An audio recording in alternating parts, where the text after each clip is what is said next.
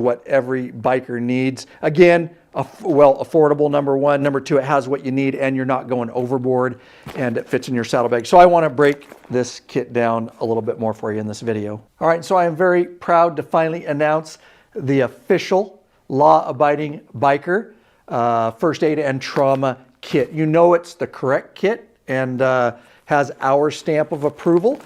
It's only in our store, of course. I'll link to it in the description below. Helps keep the lights on here.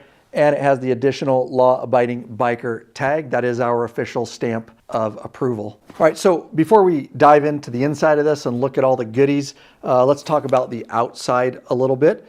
And this is a tactical nylon molly is what the bag is actually made out of. Very durable, not gonna rip on you. It measures very compact. Like I say, that was important to us when we were designing it, and we wanted to make sure that it would, stow away real nice. But we're looking at